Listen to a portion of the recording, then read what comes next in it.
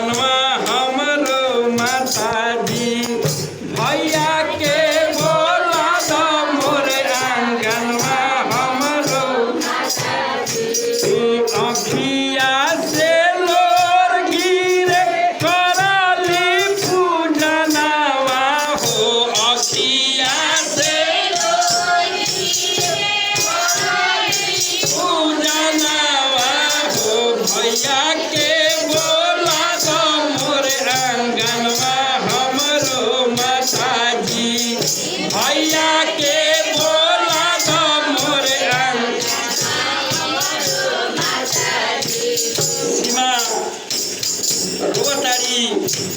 माई के फोटो लेके गोदी में कहतारी सीमावा पर गइलन भैया देई के बचनिया हो सीमा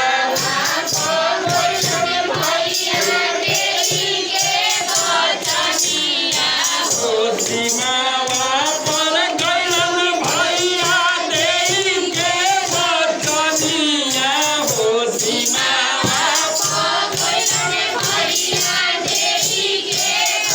बचनिया हो नहीं अइलन रखिया के दिन हमरो माता जी नहीं अइलन रखिया के जी हाथ जोड़ी पैया पर करली रुदनवा हो हाथ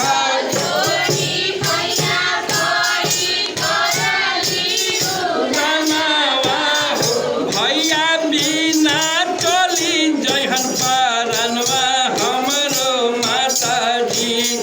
भैया बिना चली जहन परनवा जी अखिया से लोर गिरे करली पूजनवा हो अखिया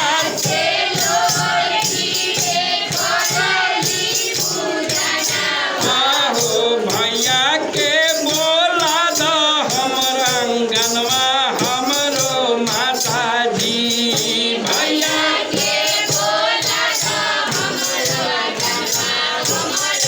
गायत्री प्रज्ञा पीठ से भाई बहन रक्षाबंधन पर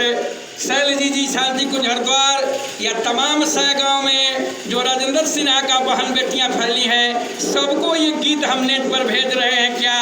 अखिया से लोर गिरे करली पूजनवा हो अखिया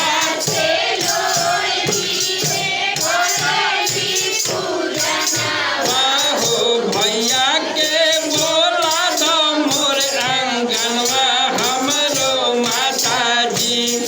भैया के बोला दो मोरे गावे लन राजेंद्र सिन्हा बहिनी के दुखावा हो गावे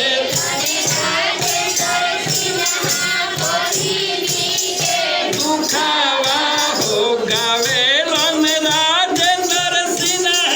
बहिनी के दुखावा जल्दी बुला दो उनकर भैया हमरो माता जी जल्दी बुला दो उनकर भैया माता जी अखिया से लोर गिरे करली पूजनवा हो अखिया पूजनवा हो भैया के बोला दो मोरे आंगनवा हमरो माता जी